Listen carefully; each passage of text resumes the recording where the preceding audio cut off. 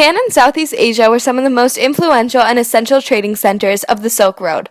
Between their unique geographies, political systems, economic systems, religious movements, social developments, intellectual advancements, and innovative new art, Japan and Southeast Asia were truly establishing magnificently innovative and well-rounded cultures.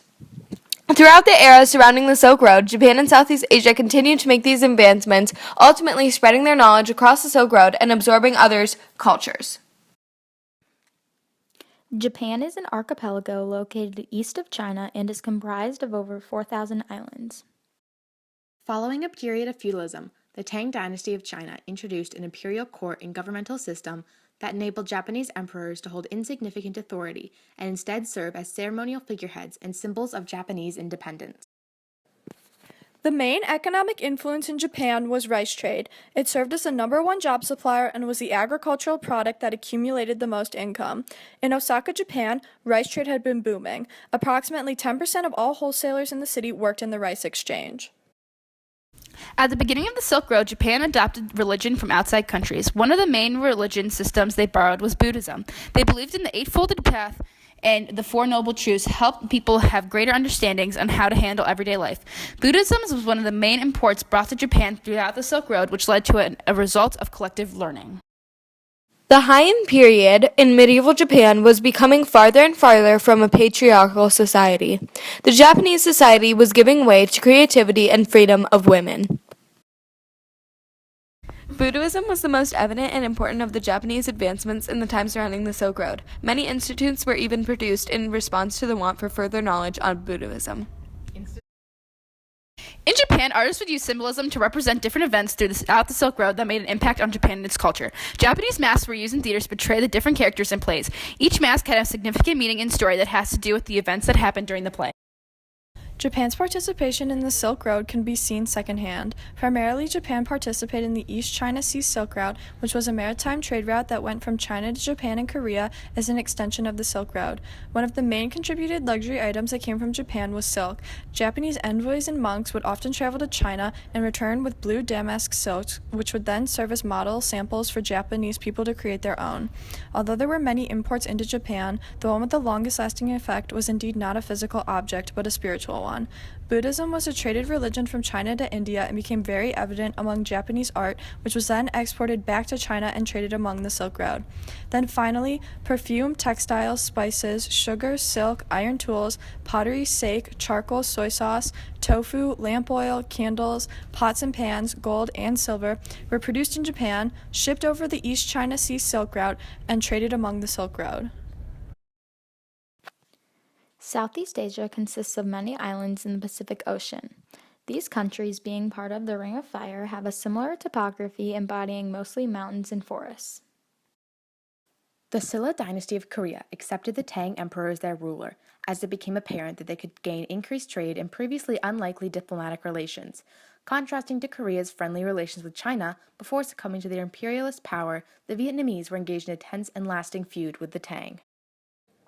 Srivijaya was a Southeast Asian city that resided on Sumatra and controlled commerce in Southeast Asian waters. This was due to the all-sea trade route which passes between China and India. Srivijaya benefited economically because it allowed them to levy taxes off of ships passing through this region. Most Southeast Asian countries made their money off of taxes on passing ships from China, Japan, India, and Korea.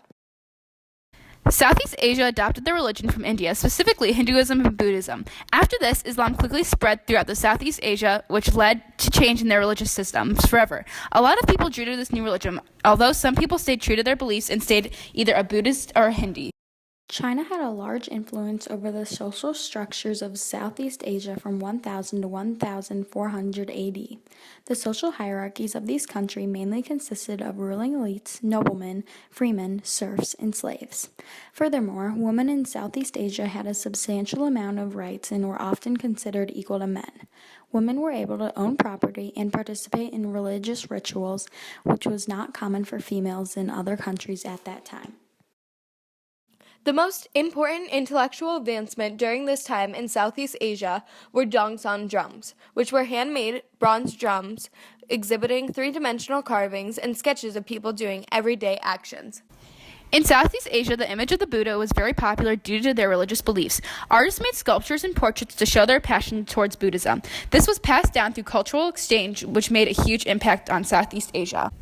When the Silla dynasty, which originated from China, decided to spread to Korea and Vietnam, it introduced them to the production of silk and rice trading. This relationship allowed for Korean merchants to trade in China and for Vietnamese people to create silk and start selling rice internationally. India also played a large, influential economic role throughout Southeast Asia. Indian merchants brought textiles, beads, gold, silver, manufactured metal goods, and objects used in political or religious rituals back from Southeast Asia.